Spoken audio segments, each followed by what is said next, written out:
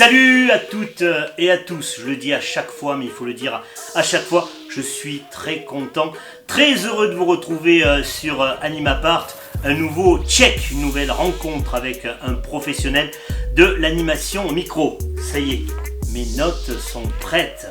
Oui, de quoi embêter, mais gentiment, notre invité. Il s'agit aujourd'hui d'Eric Alliance.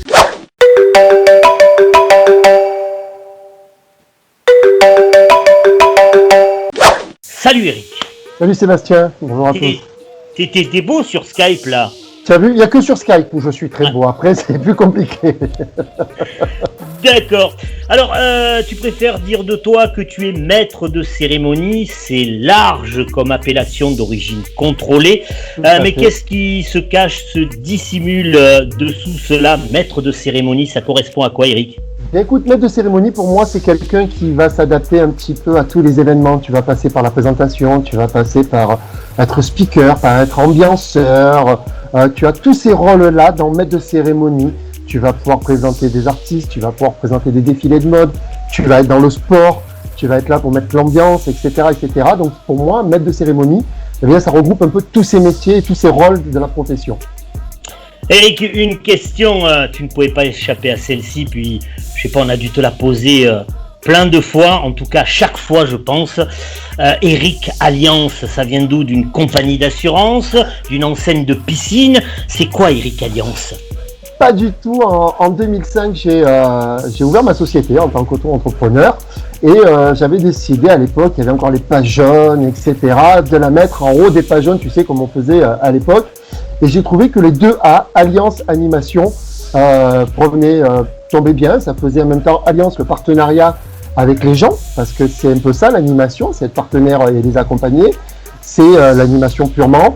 Et pourquoi Eric Alliance? Eh bien tout simplement en radio, quand j'ai refait un petit peu de radio il y a quelques années en arrière, on ne savait pas quoi prendre. Eric c'était bien, mon nom de famille était un peu compliqué à l'antenne, donc du coup on a dit on va récupérer Alliance. Et c'est un copain qui m'a dit ça devient Eric Alliance et depuis c'est resté Eric Alliance. Alors on va préciser Eric que tu fais partie de la célèbre association des speakers et maîtres de cérémonie Europe, il faut ajouter. J'en parle d'autant plus volontiers que j'en fais aussi partie et c'est pour ça qu'il y a comme à chaque fois le logo de la sauce à poser à côté de ton prénom et de ton nom.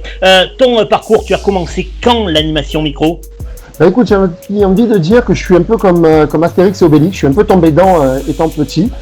C'est quelque chose qui m'a toujours plu. Et on va dire que j'avais commencé comme ça à m'amuser. J'avais 14-15 ans à l'époque pour animer les booms des copains, pour animer tout ça. Et puis derrière, c'est les rencontres qui font qu'on développe et qu'on se dit finalement c'est peut-être ça que je veux faire. Alors au début tu peux pas le faire ou tu peux pas le faire à temps plein parce que tu n'as pas forcément les moyens, parce qu'il y a les études, parce qu'il y a tout ce qui va avec. Mais après, voilà, c'est une passion, c'est comme ça. Et j'ai débuté comme ça et je suis parti, je me suis lancé et j'ai dit allez, on y va, c'est ce qui me plaît, c'est le plaisir de se lever, d'aller bosser, c'est ça quoi. Quels sont les événements que tu animes de façon récurrente ? Écoute, je suis principalement dans le sport, en tant que speaker, ambianceur, maître de cérémonie, parce qu'on a ces trois rôles dans un match. Je fais principalement du handball féminin et du basket masculin avec des clubs avec qui je travaille généralement tout au long de la saison. Là, on est un peu dans la phase interrogatoire, presque c'est comme si on était au commissariat d'Animapart, donc je continue. Tu es domicilié dans le sud de la France, ça se voit pas là à l'écran, mais non, c'est ça. Je suis basé exactement à Gardanne, à côté d'Aix-en-Provence. Et oui, voilà. Et puis j'ai tout mon petit bureau, j'ai mes petits affaires ici, et je me déplace un petit peu partout en France, dans la région, etc. Je vais préciser, parce que je l'oublie à chaque fois. Vous savez, ce qu'on essaie d'installer là, à travers cette chaîne, c'est le partage. Qui dit partage dit réciprocité. Si vous avez des questions à poser à Eric Alliance après les réponses qu'il me donne, vous n'hésitez pas, il vous répondra, on lui transmettra. Voilà, ça fait partie du jeu que l'on veut instaurer sur Animapart. Alors là, la question, c'est là le signe, l'interview, parce que c'est la même pour tout le monde. Selon toi, Eric, quel est le rôle d'un animateur micro? À quoi ça sert un animateur micro? Alors j'ai envie de te dire, ça sert à plusieurs choses. Ça sert selon la situation, l'événement auquel tu vas couvrir. Ça sert à être là à présenter un événement. Ça peut être plusieurs événements, ça peut être du festif, ça peut être, on l'a tous été, maître de cérémonie pour un exemple, les vœux du maire, de sa ville, etc. Où là, c'est des interventions, tu rythmes les interventions, comme tous les interviews d'ailleurs. Tu as le côté speaker, où là, tu es carrément dans l'ambiance d'un match, tu es vraiment dans le côté faire partir l'ambiance, etc. Et tu as surtout, pour moi, mon rôle principal, c'est donner du bonheur aux gens. Voilà, ça c'est bien. Ça revient souvent, ça, dans les réponses, dans le cadre de ces interviews, donner du bonheur aux gens. C'est important. Notez-le. Avec ça, la question qui suit, parce qu'il y a pas mal de gens qui nous regardent et qui voudraient embrasser la profession. Les qualités, selon toi, indispensables pour être un bon animateur ou animatrice micro? Écoute, moi je pense déjà c'est la force d'adaptation. T'adapter au public que tu as en face, t'adapter aux personnes que tu vas avoir à tes côtés. Et je pense que la première des qualités, c'est surtout l'amour de ce métier. Parce qu'il faut vraiment l'aimer, ce métier, pour le faire. Parce que si tu n'y crois pas, si tu fais ça... alors oui, on en vit tous, on est bien d'accord qu'on vit tous de ça, parce que c'est notre métier. Mais si quelque part tu le fais pour l'argent et que tu vas sur des manifestations où tu n'as pas forcément envie, mais tu vas juste pour le chiffre en bas de la facture, faut pas le faire. Faut juste le faire parce que tu as envie d'y aller et tu as envie, oui, de vivre avec ça, mais surtout de faire plaisir et de te faire plaisir.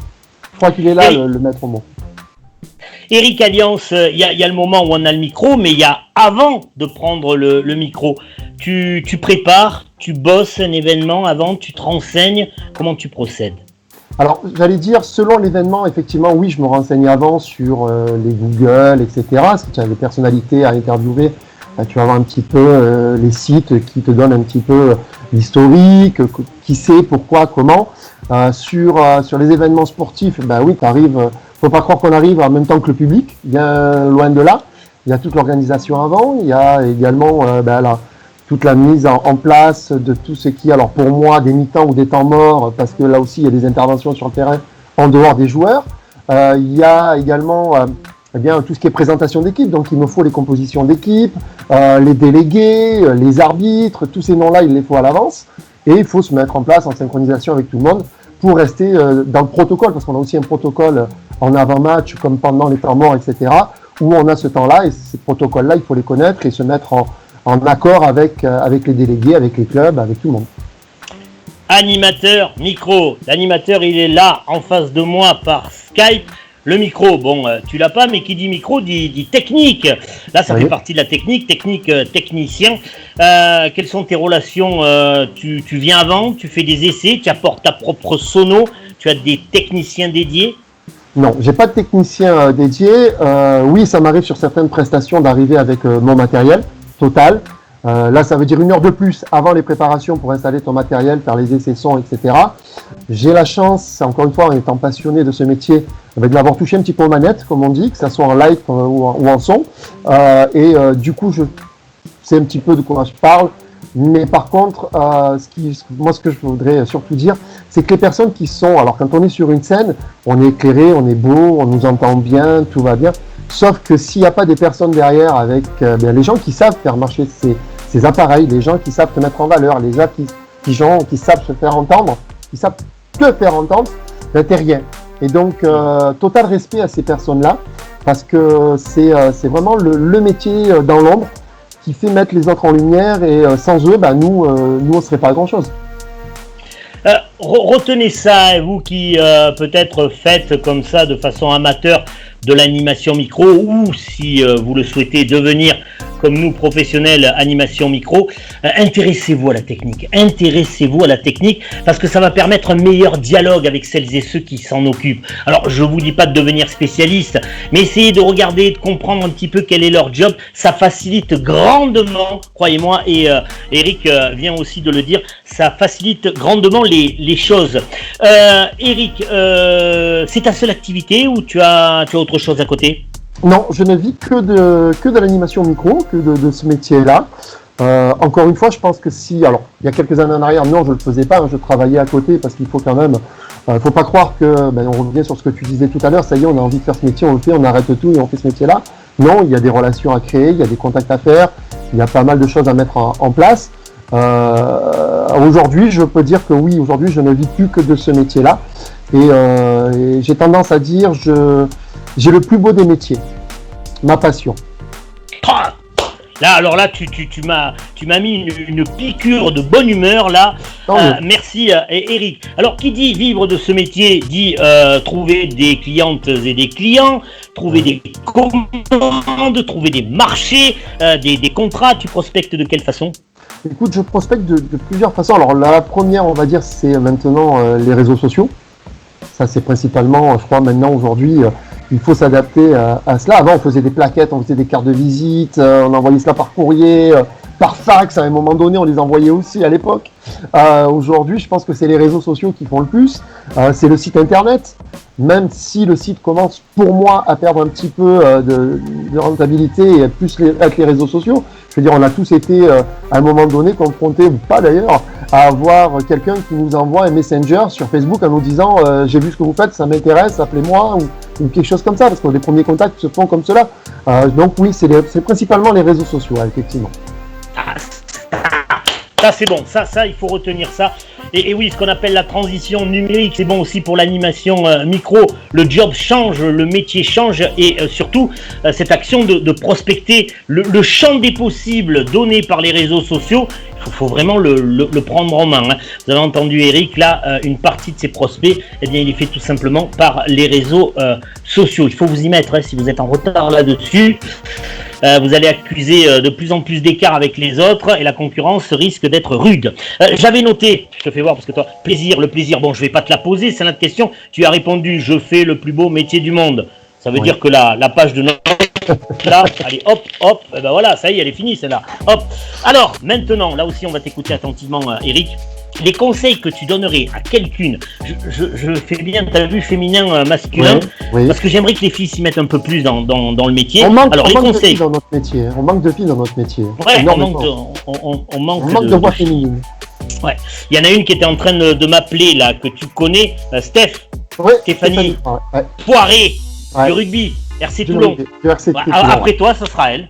Ah bah avec plaisir. Bah tu sais, on a à peu près...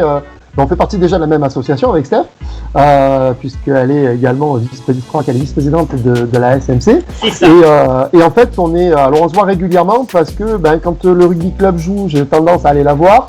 Et quand moi, le club pour lequel je travaille, qui est au Palais des Sports de Toulon, elle vient elle aussi. Donc du coup, on est souvent ensemble. Bon ben voilà, il est là, Steph, il est là. Eric Alliance, et tu seras dans le petit écran d'Animapart tout à l'heure, enfin après, les gens regarderont ça comme ils veulent. Oui, les conseils que tu donnes à quelqu'une ou à quelqu'un voulant faire ce métier. Bah écoute, comme j'ai dit, je crois qu'il faut d'abord aimer ce métier-là, clairement. Il faut vraiment l'aimer. Il faut persévérer. Il faut persévérer, surtout en ce moment. Aujourd'hui, nous, en tant que speaker, maître de cérémonie, il faut savoir que toutes les prestations se sont arrêtées avec la crise. Ça, c'est, il faut pas lâcher parce que justement, ça fait partie du métier, ça fait partie du job où il y a des moments où tu n'as rien, il y a des moments où tu vas avoir 3-4 prestats dans la semaine. Il faut pas lâcher. Faut pas lâcher, tu as des semaines où tu vas rien faire. Encore, je te dis, encore cette fois-ci, là, tu as 2 mois et demi où tu n'as rien fait. C'est-à-dire 0 rentrée d'argent. Faut pas lâcher, faut pas se dire j'arrête, c'est bon, c'est un métier qui ne me convient pas. Non, si tu l'as dans le sang, tu l'as dans le sang. Donc c'est avant tout ça, c'est cette passion-là qu'il faut avoir, c'est cette persévérance au niveau de ce métier, parce que c'est pas tous les jours qu'on se lève à 8h, qu'on vient manger à midi, qu'on repart à 2h et qu'on rentre à 5h de l'après-midi. J'ai rien contre ce métier-là, mais il faut plutôt croire que tu pars à 8h le matin et tu rentres plutôt à minuit, 1h le lendemain. Eric Alliance, si tu feuillettes comme ça ton album de carrière, le souvenir qui reste ancré dans ta mémoire, ton meilleur souvenir, tiens. Écoute, j'en ai plusieurs. Le plus beau, ou un des plus beaux, parce que je ne peux pas dire le plus beau, ça a été pour moi la rencontre avec quelqu'un qui m'a mis un peu le pied à l'étrier. Quelqu'un de connu, qui malheureusement est décédé maintenant. Et c'est quelqu'un qui, malgré sa notoriété, a dit tu viens avec moi, on va bosser ensemble et c'est parti de là. Donc c'est cette rencontre-là avec ce monsieur. J'avais une vingtaine d'années et ben voilà, ça a été cette rencontre-là, ça a été ce moment, un des premiers après-midi passé avec lui en interview dans les centres commerciaux où du coup derrière ça a été ben voilà, je veux tes coordonnées et puis on va bosser ensemble. Et voilà, je crois que ça c'est un de mes plus beaux souvenirs. Et tu gardes comme ça mystérieuse ou secrète l'identité de cette personne? Pas du tout. Tu ne m'as pas donné.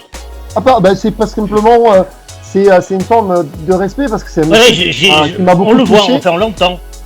Ça m'a beaucoup touché, c'est Jérôme à l'époque. D'accord. Voilà, c'est Jérôme avec qui j'ai eu l'occasion de partir sur 2-3 dates comme ça. Et c'est quelqu'un, et tu vois, rien que d'en parler, j'en ai un petit peu les frissons de ces Jérôme, parce que c'est quelqu'un qui a 20 ans, enfin lui avait, je sais pas quel âge, qui a réussi à voir que dans le jeune homme, il y avait quelque chose qui allait se passer et qui m'a dit, viens, on va essayer de faire quelque chose ensemble.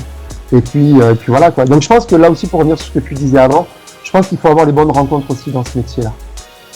Alors peut-être que les jeunes générations se demandent, mais qui c'est Jérôme? Alors d'abord, il a dit Eric, c'est un chanteur, et puis allez sur YouTube, là, ou restez sur YouTube, vous allez ailleurs, la petite fille de 73, et tu danses avec lui, hein. Notamment.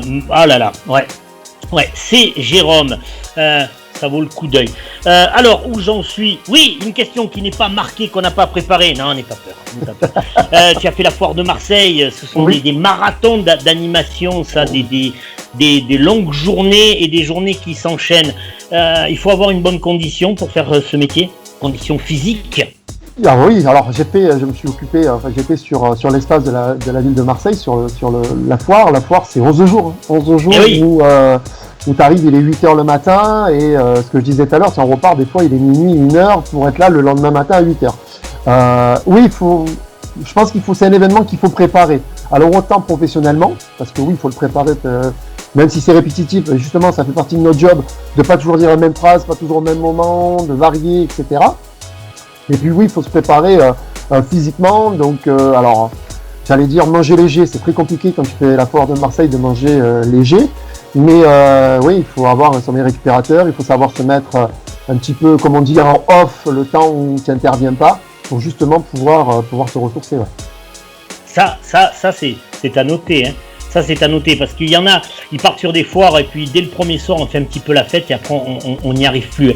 Pensez à ça, préservez-vous au niveau physique, il faut maintenir, travailler sa condition physique, ça fait partie des outils indispensables pour un bon animateur ou une bonne animatrice micro. Tu as parlé de ces Jérôme, mais as-tu des animateurs exemples, référents à la télé, à la radio, qui te servent comme ça de modèle? J'ai envie de dire, pas forcément. On va dire que un peu de chaque personnalité m'intéresse dans les animateurs. Parce qu'encore une fois, ce métier d'animateur, c'est une personnalité. C'est ta personnalité. Et après, oui, c'est vrai que ça m'arrive de prendre quelques exemples. Alors, je sais que ça va te faire plaisir, mais je suis un gamin de Canal aussi. Donc, à partir de là, ça a été les bonnes époques. J'ai l'occasion de côtoyer encore quelques humoristes, donc j'ai quelques petites répliques qui font bien plaisir aussi de temps en temps.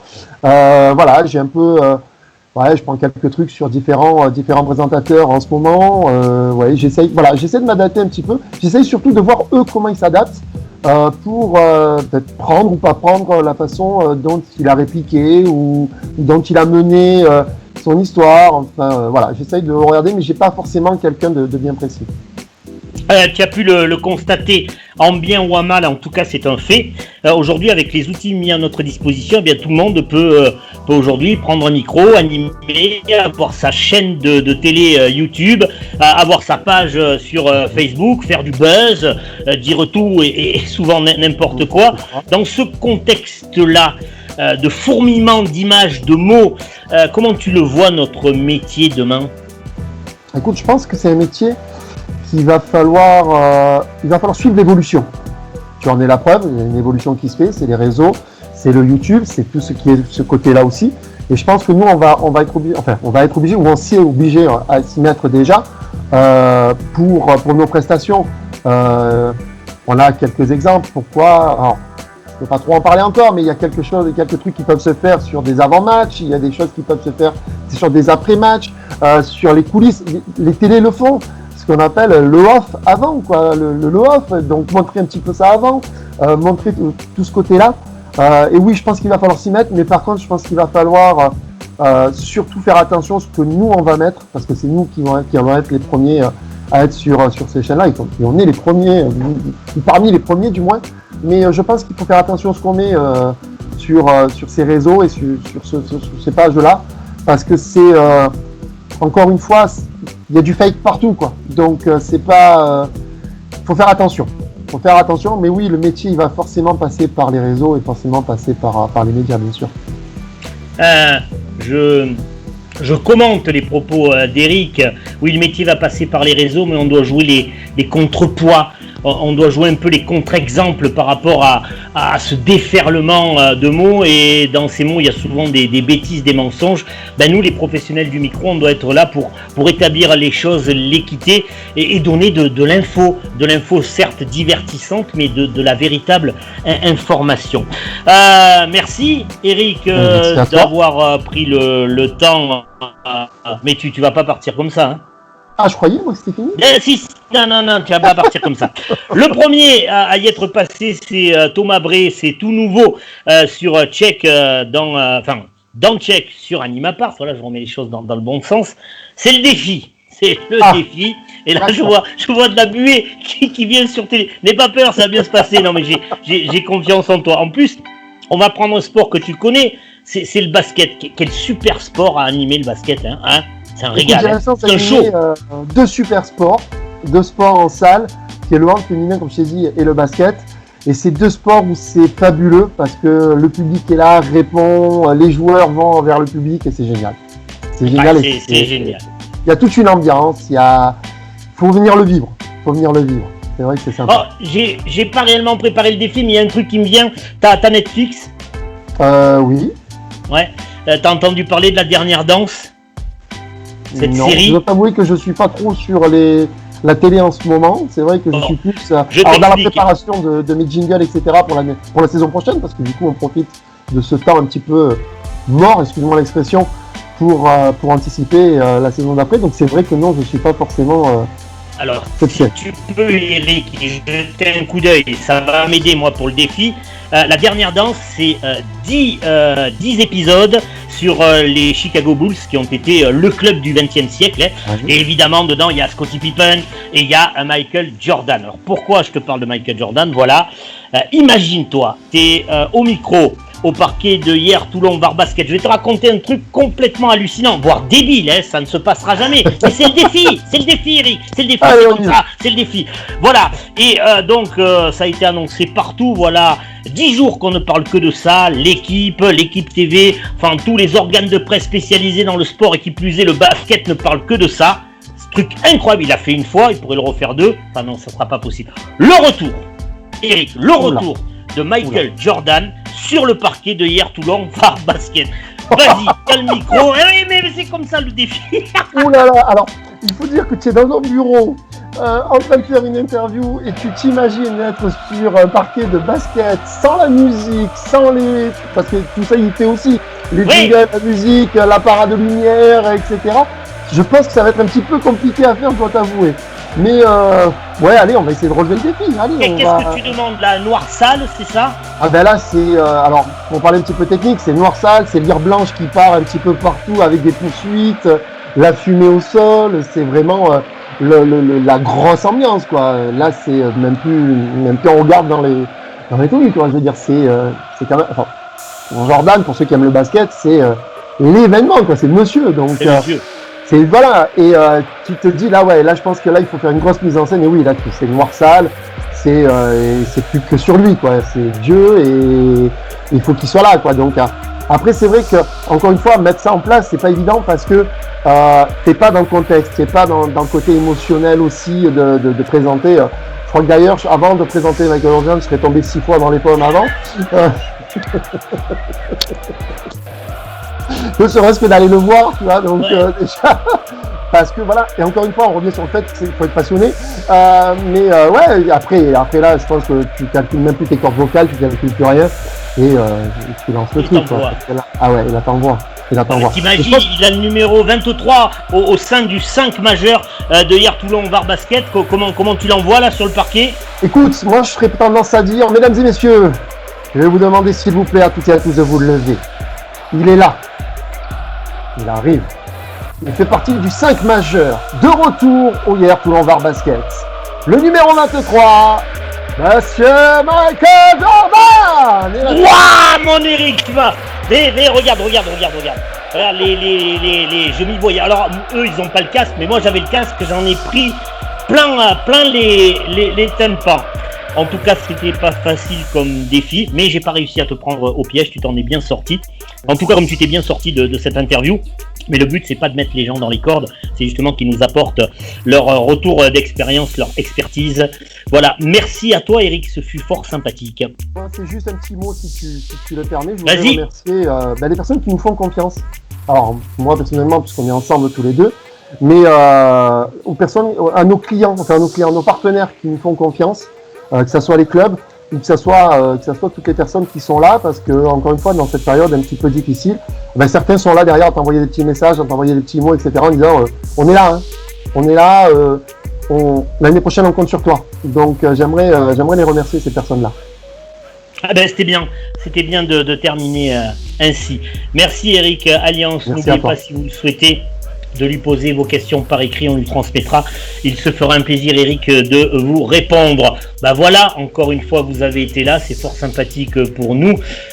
On parle à des gens, c'est ce qui est bien. Et puis, retrouvez-nous sur Animapart, et je termine toujours comme ça. N'oubliez pas de vous abonner. Merci, à la prochaine.